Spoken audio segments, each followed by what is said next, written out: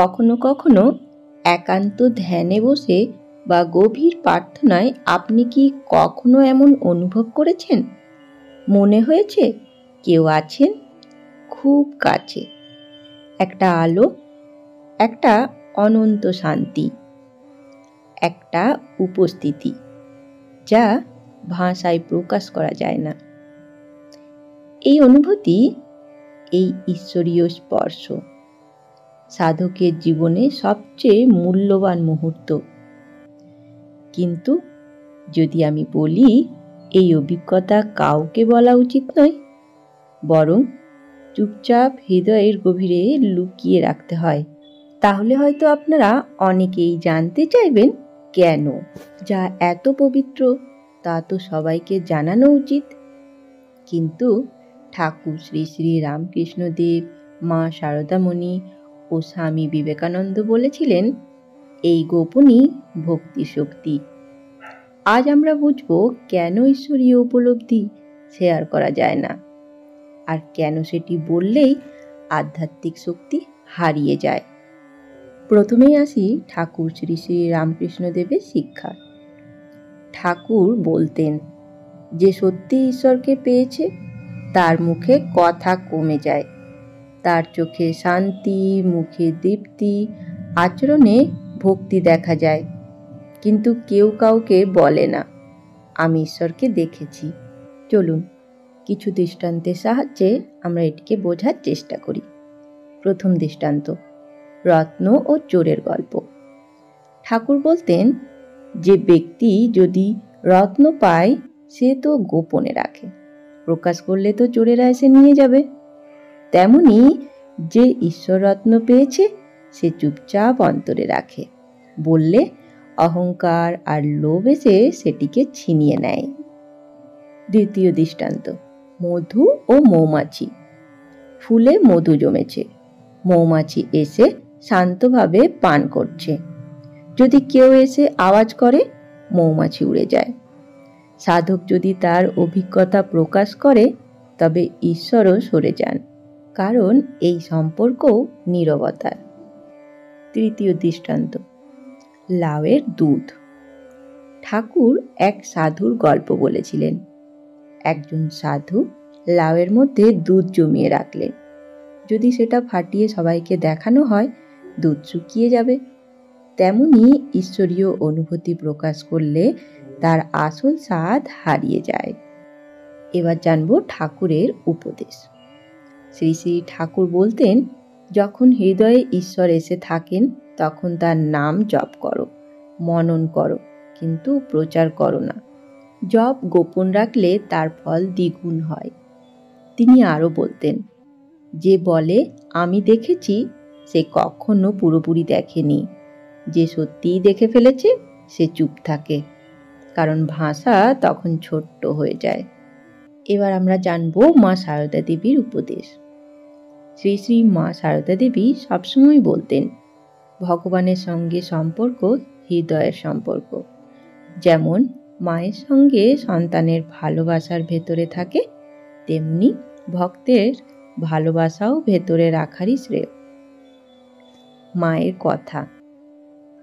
মা একবার এক ভক্তকে বলেছিলেন, তুমি যদি কখনো জপ বা ধ্যানে কিছু বিশেষ অভিজ্ঞতা পাও সেটা কারোর কাছে বলো না, বললে অহংকার এসে যাবে।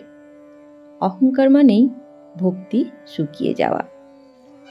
চলুন এবারে এই প্রসঙ্গে মা কি বলতে চেয়েছেন তা একটু ব্যাখ্যা করা যাক।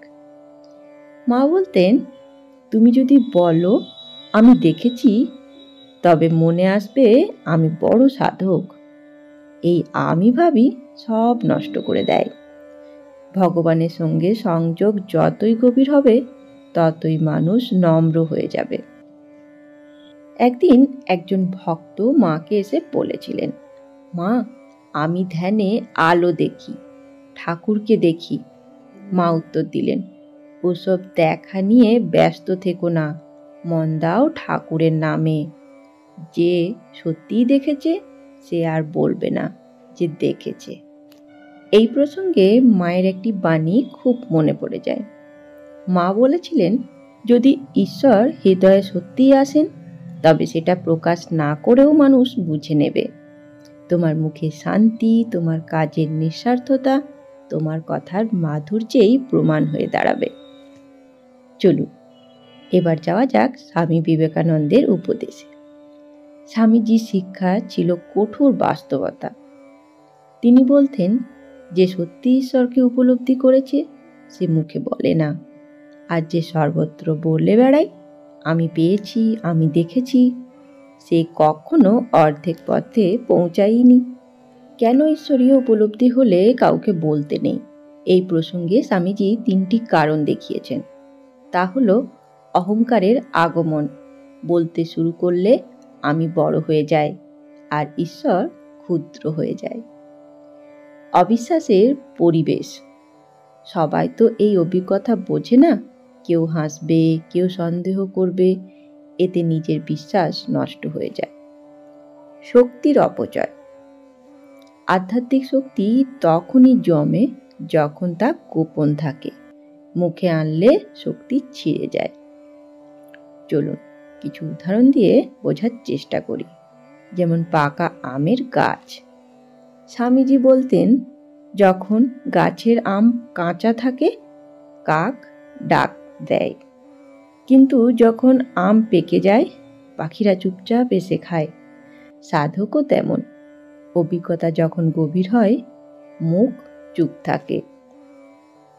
এই প্রসঙ্গে স্বামীজির উপদেশ, spiritual life grows in silence, not in noise.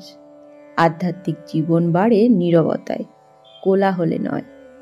চলুন এবারে জানি আজ আমাদের জীবনে এই শিক্ষাগুলি কতটা প্রাসঙ্গিক।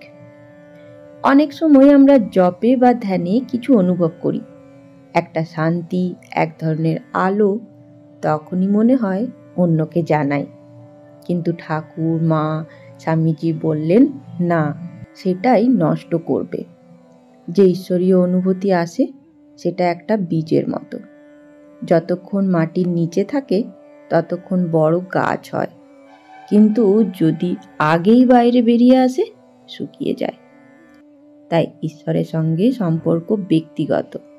যেমন প্রেমে সবাই জানলে সম্পর্ক ভেঙে যায়, তেমনি ভগবানের প্রেমও তখন দূষিত হয়।